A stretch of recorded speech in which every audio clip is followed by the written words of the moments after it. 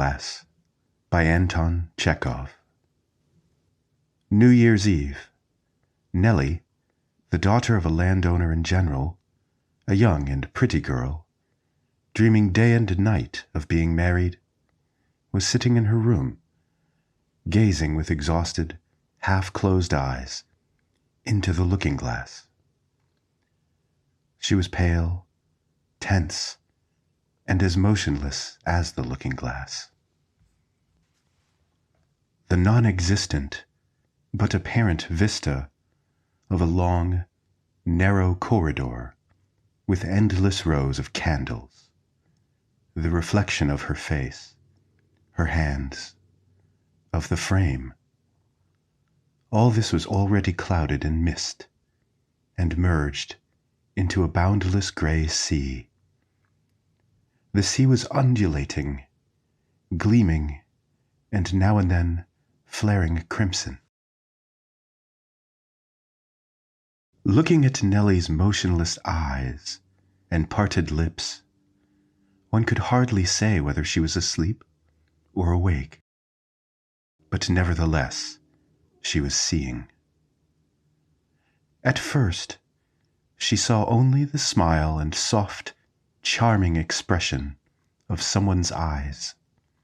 Then, against the shifting gray background, there gradually appeared outlines of a head, a face, eyebrows, beard. It was he, the destined one, the object of long dreams and hopes. The destined one was, for Nellie, everything. The significance of life, personal happiness, career, fate. Outside him, as on the gray background of the looking-glass, all was dark, empty, meaningless. And so it was not strange that, seeing before her a handsome, gently smiling face, she was conscious of bliss, of an unutterably sweet dream that could not be expressed in speech or on paper. Then she heard his voice, saw herself living under the same roof with him, her life merged into his. Months and years flew by against the gray background. And Nellie saw her future distinctly in all its details. Picture followed picture against the gray background. Now, Nellie saw herself one winter night knocking at the door of Stepan Lukitch, the district doctor. The old dog hoarsely and lazily barked behind the gate. The doctor's windows were in darkness, all was silence. For God's sake, whispered Nellie. But at last the garden gate creaked, and Nellie saw the doctor's cook. Is the doctor home? His honor's asleep, whispered the cook into her sleeve, as though afraid of waking her master. He's only just got home from his fever patients, and gave orders he was not to be waked. But Nellie scarcely heard the cook. Thrusting her aside, she rushed headlong into the doctor's house. Running through some dark and stuffy rooms, upsetting 2 or 3 chairs, she at last reached the doctor's bedroom. Stepan Lukitch was lying on his bed, dressed, but without his coat, and with pouting lips was breathing into his open hand. A little nightlight glimmered faintly beside him. Without uttering a word, Nellie sat down and began to cry. She wept bitterly, shaking all over. My husband is ill, she sobbed out.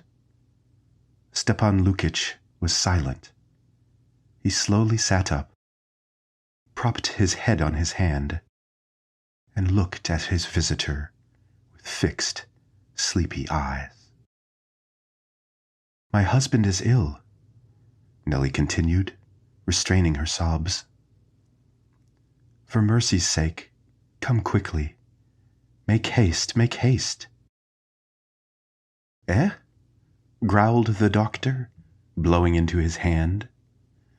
Come, come, this very minute, or it's terrible to think, for mercy's sake. And pale, exhausted Nellie, gasping and swallowing her tears, began describing to the doctor her husband's illness, her unutterable terror. Her sufferings would have touched the heart of a stone. But the doctor looked at her, blew into his open hand, and not a movement. I'll come tomorrow, he muttered. That's impossible, cried Nellie. I know my husband has typhus. At once, this very minute, you are needed. I have only just come in, muttered the doctor. For the last 3 days, I've been away, seeing typhus patients, and I'm exhausted and ill myself. I simply can't. Absolutely. I've caught it myself. There. And the doctor thrust before her eyes a clinical thermometer. My temperature is nearly 40. I absolutely can't. I can scarcely sit up. Excuse me, I'll lie down. The doctor lay down. But I implore you, doctor, Nellie moaned in despair.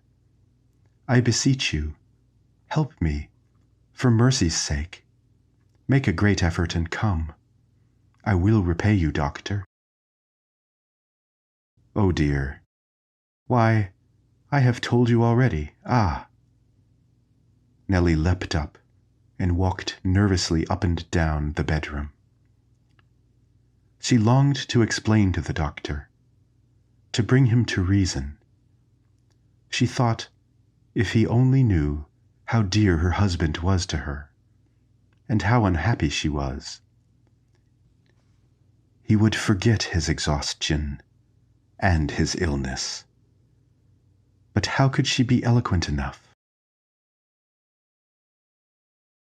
Go to the Zemstvo doctor, she heard Stepan Lukitch's voice. That's impossible. He lives more than 20 miles from here, and time is precious. And the horses can't stand it. It is 30 miles from us to you, and as much from here to the Zemstvo doctor. No, it's impossible. Come along, Stepan Lukitch.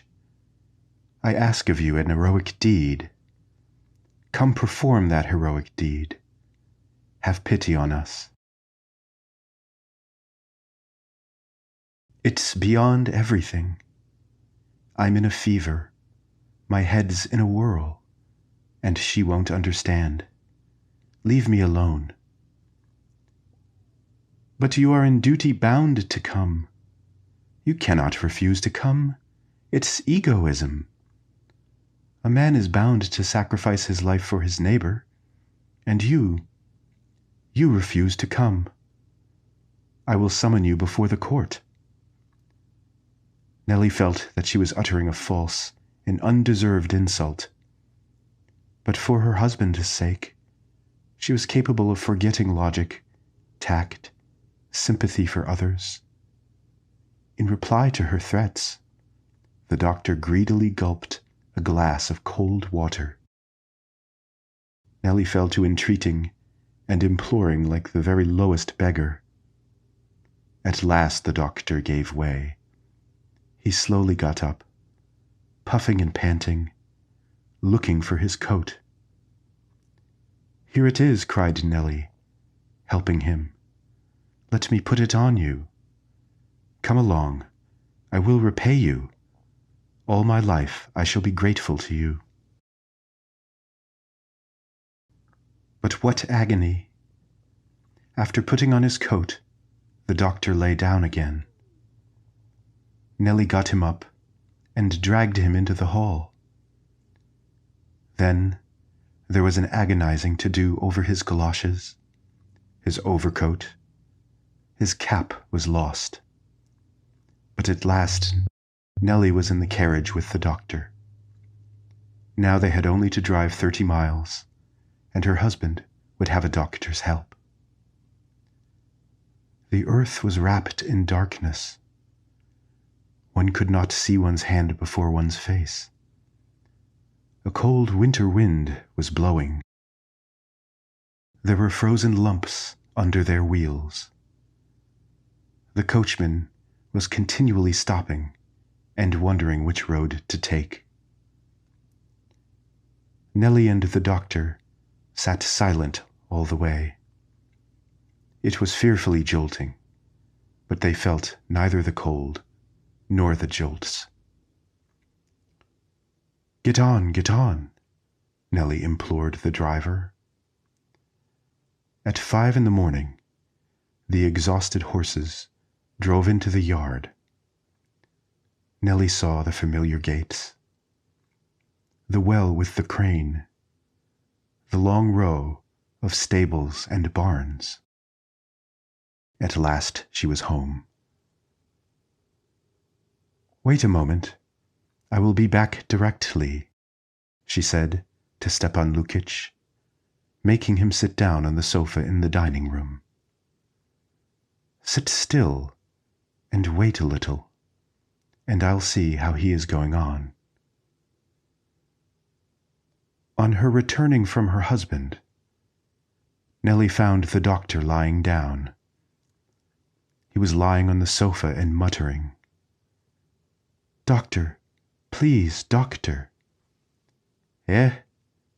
Ask Domna, muttered Stepan Lukitch.